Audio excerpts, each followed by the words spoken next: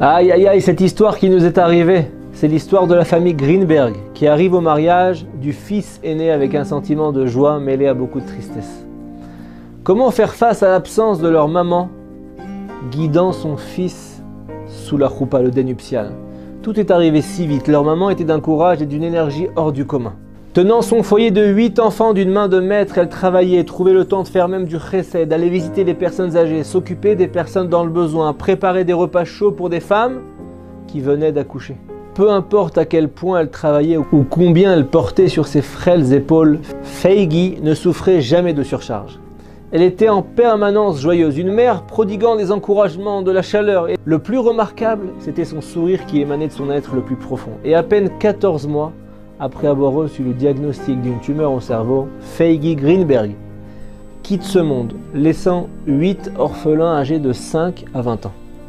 Et au cours de ces dernières heures, son mari et ses enfants sont à son chevet récitant le Shema Israël et écoutant les dernières volontés de leur mère. Elle leur dit « Restez forts et unis. Fiez-vous à la compassion de Hachem. Aidez-vous toujours et soyez présents les uns pour les autres. L'amour et le soutien d'une famille, c'est le plus important.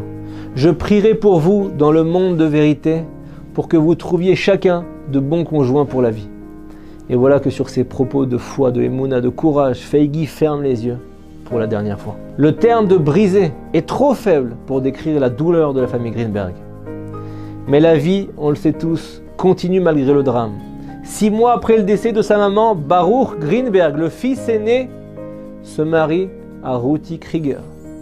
Et bien que les enfants Greenberg soient encore dans l'année de deuil, leur rave tranche qu'ils peuvent assister d'après la halacha à certaines parties du mariage, puisque c'est une simcha. Les semaines de préparatifs sont entremêlées de joie, mais aussi de douleur. Le père Greenberg tente vaillamment de leur rappeler le sourire qu'affichait leur maman à toute épreuve. Et voilà que le grand jour arrive, le père Greenberg bénit avec émotion son fils, le Khatan, et tous ses autres enfants. La famille arrive dans la salle vide, à l'exception de la Kala, la mariée, et de sa famille, qui eux prennent des photos. Et alors que les Greenberg attendent leur tour pour prendre des portraits de famille, ils ressentent vivement l'espace vide où leur maman aurait dû ici se tenir. Une vague de dépression menace de les engloutir, de remplacer la joie et l'enthousiasme présents plus tôt. « Je veux maman !» crie Bracha, une petite fille de la famille Greenberg qui n'a que 7 ans. Et sa grande sœur Pessi lui dit « Mais maman est là au mariage !» « Mais où est-elle » elle demande la petite. « Je veux la voir, je ne veux pas donner Neshama, d'âme, je veux vraiment maman. Je veux qu'elle soit là pour le mariage de Baruch, notre frère. » Elle est décomposée. Et la détresse de l'enfant est contagieuse. Toutes les personnes présentes à ce moment-là essuient leurs larmes. Pessi et Dassi, qui sont les plus grandes filles de la mère Greenberg, ont jusque-là pris sur elles de remplacer leur maman, mais elles craquent. Elles s'écartent du groupe pour ne pas gâcher l'ambiance, fondent en larmes. Dans cette tristesse, leurs voix ne font qu'une et toutes elles disent en gros « Maman, j'aimerais que tu sois avec nous ici. Tu nous manques tellement. » Et elles essuient leurs larmes, elles se ressaisissent en disant « Hachem, Dieu, je sais que maman est là. Hachem, je t'en supplie, permets-lui de nous faire un signe. Juste un petit signe pour nous montrer qu'elle veille sur nous, maman. » Et voilà que soudain, elles entendent de l'agitation derrière elles et quelqu'un dit « C'est bien le mariage de la famille Greenberg-Krieger ?» C'est un homme en fait qui tient en main une boîte en velours. Et on lui répond « Oui, c'est bien ça. » Le directeur de la salle de mariage dit « Mais en quoi puis-je vous aider ?» Et voilà que cet homme dit « J'ai quelque chose pour les enfants Greenberg. » Pessi et ses sœurs entourent l'homme qui leur tend la boîte. L'homme dit « C'est de la part de votre maman, portez-le en bonne santé. » Les filles ouvrent la boîte mais restent bouche bée. Disposés sur un fond en velours se trouvent 4 beaux colliers en or portant le nom de chacune des filles Greenberg. Les colliers sont élégants et parfaitement assortis à leur robe. Et Pessi, la grande fille, lui dit « Mais où avez-vous reçu ceci ?» Et l'homme explique qu'il s'appelle Jacob. Il est bijoutier sur la 47e rue à New York. « C'est un cadeau de votre maman, de mémoire bénie, dit-il.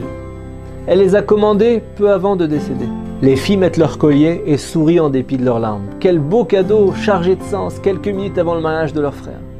C'est le signe qu'avaient espéré Pessi et Dassi. Et voilà que la fille dit « Dites-moi, comment nous avez-vous trouvés ?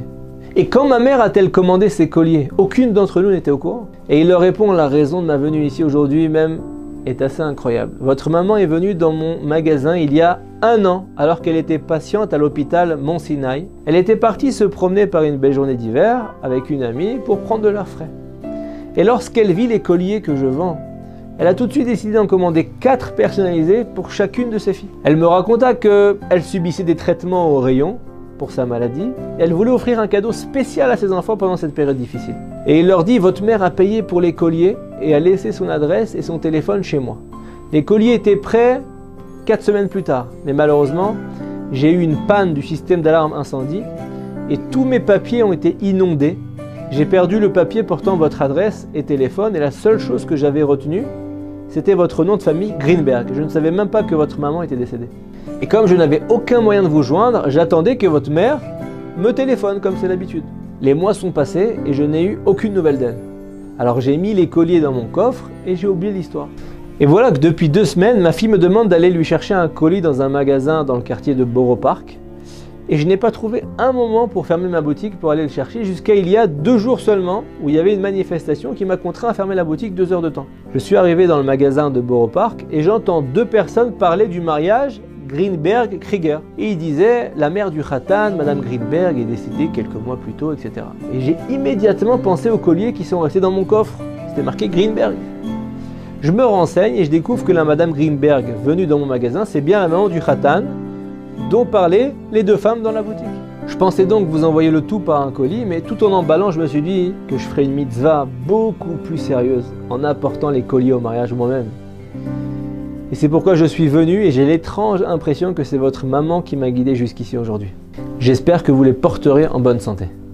Et les filles disent: vous n'avez aucune idée de ce que cela signifie pour nous. Les filles étaient bouleversées. Nous nous sentions tellement seuls en venant au mariage de notre frère sans notre maman. Ces beaux colliers sont sa manière de nous rassurer qu'elle est bien présente, célébrant cette fête avec nous. Merci de nous avoir apporté ce beau cadeau de notre maman juste au bon moment. Et oui, Hachem écoute toutes nos prières, même celles prononcées avec sincérité du plus profond de notre cœur, et elles ont une portée particulière si elles sont accompagnées par des larmes. Ce clin d'œil qui a réconforté ses enfants, c'est ce qu'on appelle la providence divine. C'est en fait tous ces moments de hasard, de coïncidence, qui parsèment nos vies et qui nous montrent que nous ne sommes jamais seuls. Shabbat Shalom.